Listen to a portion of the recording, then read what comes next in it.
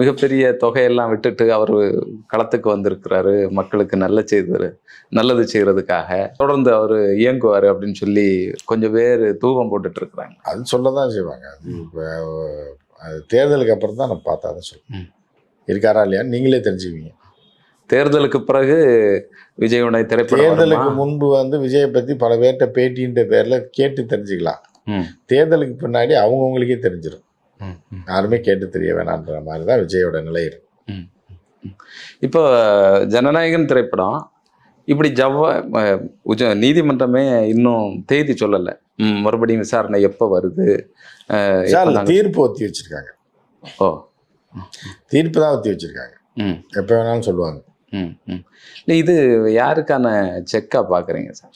இது யாருக்கான செக்கும் இல்லை. இது ஒரு வழக்கு இருக்கும்போது நீதிமன்றம் நிறுத்தி வச்சிருக்கு. வேற என்ன இல்லை, இது ஒரு திரைப்படம் பல கோடிகளை போட்டு தயார் பண்ணியிருக்கக்கூடியது. பலருடைய வாழ்க்கை தாலி இருக்கிறவங்க கூட தான் பல முதலீடு பண்ணி ஒரு பல்சர் பைக்கை வாங்கி லோன் கட்டி அதுக்கப்புறம் எந்த தெருவில் எந்த லேடி தனியாக வராங்கலாம் பார்த்து வெயிட் பண்ணி ரொம்ப கஷ்டப்பட்டு பின்னாடி ஒருத்தனை ஏற்றிட்டு செயினாக இருக்கிறான். அப்போ அவனை என்ன பண்ண முடியும்? அதுக்காக போலீஸ் ஐயோ இவ்வளோ கஷ்டப்பட்டுருக்கான் பாவம், அந்த பையன் குடும்ப கஷ்டத்துக்கு காரணமாக அந்த வண்டிலாம் லோனுக்கு வாங்கி எத்தனை தடவை தேடிருப்பான், எத்தனை செயினாக இருக்கும்போது கவரிங்காக போய் ஏமாந்துருப்பான். ஏதோ ஒரு நல்ல செயின் கிடச்சிருக்கு, அடுத்த நேரத்தில் அவன் மேலே கேஸ் போட்டாங்கன்ற மாதிரி இருக்குது நீங்கள் கேட்குறது. அதே ஒரு திருட்டு படம், அந்த படத்தை சென்சார் முடிவு பண்ணணும். சென்சார் தானே முடிவு பண்ணணும், நீங்கள் நானும் முடிவு பண்ண முடியாது. ரத்தத்தை நக்கிற காட்சிலாம் இருக்குது. அப்போ இந்த கொடூர காட்சியெல்லாம் இருக்கிறனால நிறுத்தி வச்சிருக்கு. நீங்கள் செயினருக்கு திருடனுக்கு சப்போர்ட் பண்ணுறது ஒன்று தான், இந்த படத்துக்கு இப்போ சப்போர்ட் பண்ணுறது ஒன்று.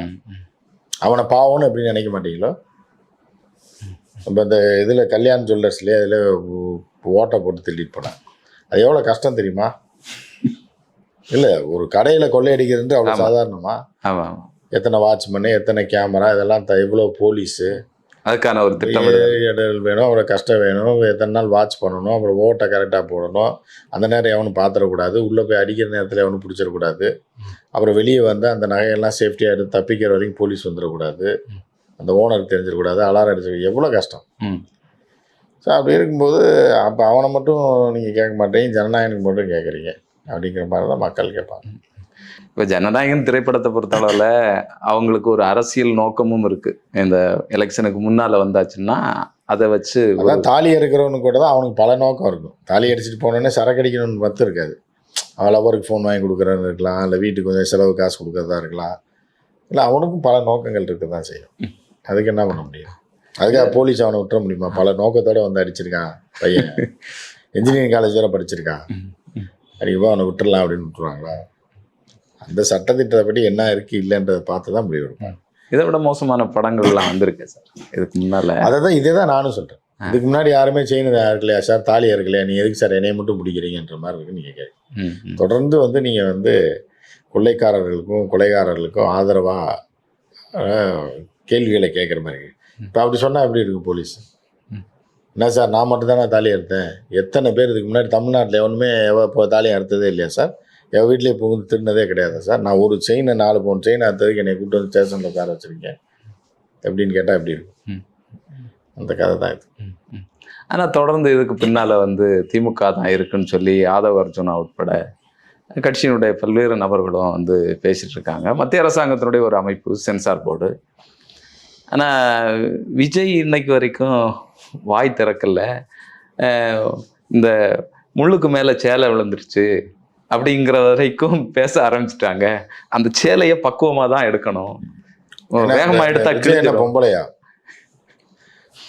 முள்ளுக்கு மேலே பேண்ட்டில் விழுந்துருக்கணும், சேலை எப்படி போய் விழுவும்?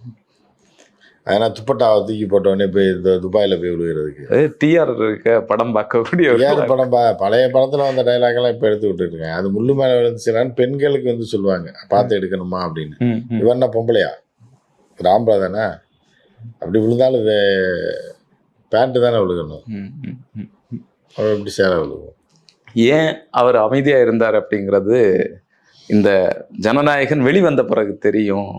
அவர் இதுக்கு முன்னாடி எப்போ அமைதி இல்லாமல் இருந்தார்? எப்போவுமே அமைதியாக, பிறந்ததுலேருந்து அமைதியாக தானே இருக்காரு. அது ஒரு தியான நிலையா சார்? அதாவது தியான நிலை தான் அது அதை காட்டுவாங்க. அந்த தியான நிலையில் தான் அப்படியே வீட்லேயே போட்டு போச்சு இது பண்ணிடுவாங்க, அரசியலை போச்சுருவாங்க எலெக்ஷனுக்கு அப்புறம். அதனால் வெயிட் பண்ணி பாருங்க. மக்களுக்கு நல்லது செய்யணும் அப்படிங்கிற ஒரு நோக்கத்தில் ஒரு தியானம் வந்து கொலை பண்ணணும் கொள்ளையடிக்கன்னு வர்றாங்க திமுகவில் வந்து சேர்ந்து. இன்னைக்கு அமமுகவில் வந்து ஒருத்தர் திமுகவில் போய் சேர்ந்துருக்காரு. அவர் எப்படியா திமுகவில் சேர்ந்து ஒரு 10 பேரை கொலை பண்ணிட்டு ஒரு 5 பேரை கழுத்தறுத்து எப்படியும் கொள்ளையடிக்கணும்னு வந்து சேர்றாங்க. எல்லாரும் மக்களுக்கு சேவை செய்கிறேன், அரசியலுக்கு வரேன், நம்ம நல்லா இருக்கணும், நம்ம குடும்பம் நல்லா இருக்கணும், அந்த ஊருக்கு நல்லா இருக்கணும் தான் வராங்க. முதல்ல காசு சம்பாதிச்சு நம்ம குடும்பத்தை காப்பாற்றுவோம். அதுக்கப்புறம் ஊர் தெருக்கு ரோடு போடுவோம், கொலா போடுவோம் தான் எல்லாருமே அவங்க குடும்பத்தெல்லாம் பார்த்து புதுநலமாக தான் வருவாங்க. அதனால் அதை வந்து நம்ம குறை சொல்ல முடியாது. எல்லாத்துக்கும் சேர்த்து வச்சு விஜய் அவர்கள் வரக்கூடிய 25ஆம் தேதி பேச போகிறார். என்ன பேச போறாரு?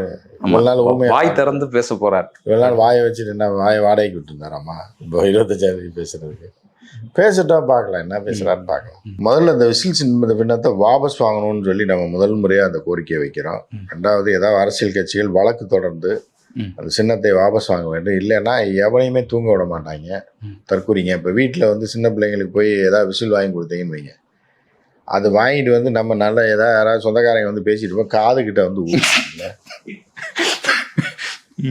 முதல் நாள் நம்ம தான் அடம் பிடிக்கன்னு வாங்கி கொடுத்துருப்போம். அங்கே ஊதும், இங்கே ஊதும், நம்ம வேலை பார்த்துட்டு இருக்கும்போது ஊதும், அடுப்படியில் சமையல் பண்ணிட்டு இருக்கும்போது திடீர்னு போய் அவங்க அம்மா காதில் ஊதிட்டு அது பயந்து எதையா குழம்பு கொட்டி சனியனை எப்போ அந்த பக்கம்ன்ற மாதிரி எரிச்சலாகி கடைசியில் நம்மளே வாங்கி கொடுத்து 4 சாப்பாக கொடுத்ததுக்கு அந்த விசிலை பிடிங்கி நம்மளே உடச்சி போட்டுருவோம். இந்த நிலைமையில தான் ஆக போகுது தமிழ்நாடு. சீரியஸாக சொல்கிறேன், இதை தடை செய்ய வேண்டும். யாராவது வழக்குக்கு போகணும். இல்லைன்னா இவங்களோட டார்ச்சர் தாங்க முடியாது, வீட்லேயும் தாங்க முடியாது, வெளியிலையும் தாங்க முடியாது. இவங்க ஏன்னா இது சத்தம் எழுப்பக்கூடியது. நீங்கள் ஒரு வெத்தலை சின்னம் ஏன்னா ஒரு நாய் சின்னத்தை கொடுத்துருந்தா கூட இப்போ பிரச்சனை, ஏன்னா அதை கட்டி போட்டு தான் ஆகணும், இல்லைன்னா அது இதாகிடும். அந்த மாதிரி இல்லாமல் விசில் சின்னத்தை போட்டு கொடுத்து இவங்க தாலி அறுக்க போகிறாங்கன்னு நினைக்கிறேன். சங்கு சின்னம் கூட சொல்றாங்க. சங்கு என்ன இலவனா அது ஊத முடியாம காட்டினா போதுங்க. விசில் சின்னன்றது இவங்க ஊதிட்டே திரிவாங்க. எல்லா இடத்துலையும் போய் மாநாட்டில் ஊதுவான், பஸ்ஸில் ஊதி திரிவான், ரோட்டில் காலேஜில் ஸ்கூல்ல எல்லாம் ஊதி, அதாவது தமிழ்நாட்டோடைய அமைதியை சீர்குலைச்சிருவாங்க இது அந்த ஒரு விசிலை வச்சு. முதல்ல அந்த சின்னத்தை மாற்ற வேண்டும், யாராவது போய் வழக்கு தொடர்க்க வேண்டும். எப்படி எலெக்ஷன் கமிஷன் கூதுரத்தனமாக இப்படி ஒரு முடிவு எடுத்துச்சுன்னு தெரியல. இது சத்தத்தை எழுப்பி மனிதர்களுக்கு டிஸ்டர்ப் பண்ணக்கூடிய ஒரு எரிச்சலை ஏற்படுத்தக்கூடிய ஒரு சின்னம் அது. சரியா? அதை எப்படி கொடுத்தாங்க, எதுக்கு கொடுத்தாங்கன்னு தெரியல. யாராவது வழக்கை போட்டு உடனடியாக அந்த சின்னத்தை வாபஸ் வாங்க சொல்லணும். தமிழ்நாட்டிலேருந்தே விசில வந்து பயன்படுத்தக்கூடாதுன்னு சொல்லி. இல்லை, விசில் வேற ஏதாவது சின்னம் கொடுக்கட்டும், எதை வேணாலும் ஒரு தேங்காய் சின்னம் கொடுக்கட்டும், தேங்காய் வியாபாரம் நல்லா ஆகும், அதை வச்சுட்டுப்பா, எவனுக்கு டிஸ்டர்பன்ஸ் இருக்காது. புரியுதா? இந்த மாதிரி சின்னம் கொடுக்கறது ஆபத்து. இது எப்படி எலெக்ஷன் கமிஷனில் கொடுத்தாங்கன்னு தெரியல. இப்போ ஜனநாயகன் திரைப்படத்திற்கு பின்னணியில் வந்து மத்திய அரசாங்கம் ஒன்றுமே இல்லை, இது திமுகவினுடைய சதின்னு சொல்லி தொடர்ந்து பேசிட்டு இருக்காங்க. இப்போ இந்த சின்னம் கொடுத்த பிறகு என்ன பேசுகிறாங்கன்னு சொன்னால், பார்த்தீங்களா, மத்திய அரசாங்கம் இதனுடைய பின்னணியில் ஒன்றும் இல்லை, சின்னம் கொடுத்துட்டாங்களே, நேர்மையாக மத்திய அரசாங்கம் செயல்படுது, திமுக அரசு தான். ரைட்டு, ஓகே, வச்சுங்க. அப்போ என்ன இருக்கு? மத்திய அரசாங்கம் திமுக சென்சார்னா திமுக கொடுக்குறப்போ வாங்கிக்க. எது கோர்ட்டுக்கு போகிற? கொடுக்குறப்போ வாங்கிக்க.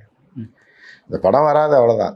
அது இப்போ அடுத்த தீபாவளிக்கு முன்னாடி தான் வரும், அவ்வளோதான். அதை சொல்ல முடியும். தீபாவளிக்கு முன்னே எப்போ வேணாலும் வரலாமா? ஏமா தீபாவளிக்கு முன்னாடி எப்போ வேணாலும் வரும். அடுத்த 10 நாள் கழிச்சு கூட வரலாம், இல்லை தீபாவளி. ஆனால் தேர்தலுக்கு முன்னாடி வர்றதும் கஷ்டம் தான். ஏன் ஜனநாயகம் திமுக தடுத்துருச்சு, தேர்தலுக்கு முன்னாடி வராது. சென்சாருக்கு ஃபோன் பண்ணி சொல்லியிருக்காங்க. இல்லை, இதை எப்படி புரிஞ்சுக்க? பராசக்திக்கு வந்து கொடுத்துட்டாங்க, ஜனநாயகனு கொடுக்கல. அடுத்த வீட்டில் வந்து இப்போ கல்யாணம் பண்ணுறாங்க, உடனே பிள்ளை பிறந்துச்சு, உனக்கு பிறக்கலைன்னா அவனை போய் எப்படி குறை சொல்ல முடியும்? புரியுதான்? அவன் வேற, இவன் வேற. அவனுக்கு பிறந்துச்சே அப்படின்னு சொல்லிட்டு எனக்கு பிறக்கலை அப்படின்ற மாதிரி இது பண்ணால் என்ன பண்ண முடியும்? அப்போ அதுக்கு என்ன மாற்று வழியோ அதை தான் செய்யணும். அது செய்வாங்களா இவங்க? செய்வாங்களான்னா திமுகவில் வந்து இவங்க இணைஞ்சிட்டாங்கன்னா வாங்கிக்கலாம். இப்போ அவங்களுக்கு கிடைக்கிது போது இணைஞ்சு அந்த அவங்க வழியை கேட்டு இது பண்ணிக்கலாம், அந்த மாதிரி பண்ணிக்கலாம். இப்போ கூட்டணி எல்லாமே முடிவாகி வருது. விஜய் அவர்கள் தனித்து விடப்பட்டார், மறுபடியும் அவர் சினிமா நடிக்க போவாரா அப்படிங்கிற மாதிரி அவர் கட்சியே கலைச்சிருவாருன்ற மாதிரி தான் இருக்குது எலெக்ஷனுக்கு அப்புறம்.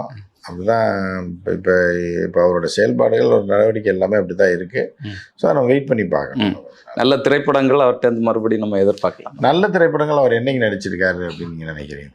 என்டர்டெயின்மெண்ட்டான திரைப்படம் நடிச்சிருக்கேன். நல்ல திரைப்படம் வரைக்கும் நடிச்சிருக்கேன். ம். அவனால் ஏதாவது ஒரு பாசம் மலர் மாதிரி அண்ணன் தங்கச்சி பாசத்தில் கண்ணீர் விட்டு யாராவது போயிருக்காங்களா? இல்லை ஏதாவது ம். நல்ல திரைப்படங்கள் முத்திரை பதிக்கக்கூடிய அவார்டு படங்களோ இல்லை தேசிய அளவில் பாராட்டப்பட்ட படங்களோ இல்லை குடும்பமாக பார்த்த படம் ஏதாவது இருக்கான்னா ஒரே ஒரு படம், அது மலையாள டைரக்டர் பண்ணது தான். அது தவிர வேறு ஒன்றும். காதலுக்கு மரியாதை. ஆமாம், அது தவிர வேறு ஒன்றுமே கிடையாது. இது கோடாலியை போட்டுறது, ரத்தத்தை நக்கிறது, நாயை கூட்டு போகிறது, பேயை கூட்டு போகிறது, இந்த மாதிரி தானே இருக்கு. இது ப்ரொடியூசருக்கு ஒருவேளை இது நல்ல செய்தியா இருக்குமோ? சினிமாவில் விஜய் அரசியல்ல விஜய் நடிகர்னால இப்போ ஒரு ப்ரொடியூசர் நல்லா இருக்கவன் நாசமாவானே தவிர நாசமாக போனவன் நல்லா இருந்தால் சரித்திரமே கிடையாது. அதனால ப்ரொடியூசருக்கெல்லாம் அது நல்லது இல்லை, விஜய்க்கு தான் நல்லது. சம்பளத்தை வாங்கி இன்னும் கொஞ்சம் காசு சேர்க்கலாம், அவ்வளோதான். விஜய்க்கு தான் நல்லது தவிர ப்ரொடியூசர்னா விஜய் வச்சு படம் எடுத்தா எவன் நல்லா இருந்திருக்கான்? ஏதாவது ஒரு 10 பேர் சொல்லுங்க. தெரியல. படம் எடுத்தவங்க வேணா சொல்லுவீங்க, அவங்கெல்லாம் உயிரோட இருக்காங்களான்னு 10 பேர் சொல்லுங்கன்னா நீங்கள் சொல்ல முடியாது. தொடர்ந்து பேசுவோம் சார். உங்களுடைய நேரத்திற்கும் கருத்திற்கும் நன்றி. வணக்கம்.